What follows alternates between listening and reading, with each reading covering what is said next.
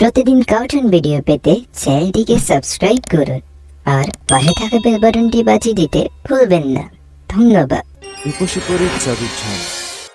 অনেক অনেক দিন আগে সাত সমুদ্রের ওপারে এক গ্রাম ছিল, যার নাম শ্যামলী।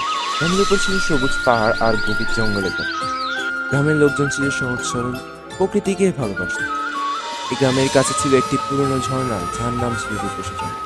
লোককথা ছিল এই ঝর্ণায় একসময় এক পরিবাস থাকত, যার জাদুর ক্ষমতায় যে কোনো ইচ্ছা পূরণ করা হতো। একদিন গ্রামের এক কৃষক, নাম তার অরুণ, তার দাদির কাছে বসে গল্প কথার ছলে অরুণ দাদিকে জিজ্ঞেস করে, দাদি, তুমি বলেছিলে আমাদের গ্রামের রূপসী ঝর্ণা এক সময় কতই না বিখ্যাত ছিল। এই ঝর্ণার জল দিয়ে নাকি যে কোনো ইচ্ছে পূরণ করা যেত। দাদু ভাই, ঠিকই বলেছি, এখন আর সেই জাদু নেই।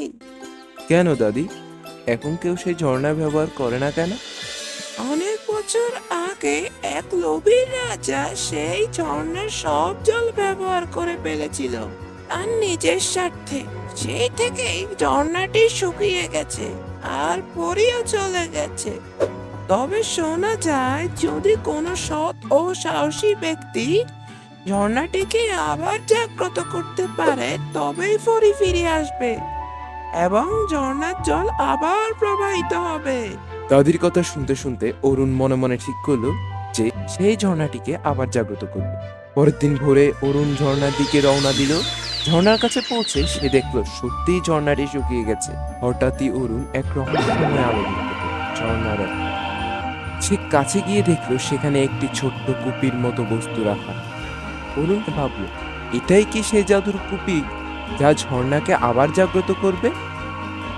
এই কথা বলতে বলতে হঠাৎ কুপির মধ্য থেকে এক ঝলক আলো বেরিয়ে এলো। আর তার সাথে সেখানে উপস্থিত হলো এক অপূর্ব সুন্দরী পরী। তুমি কে যুবক?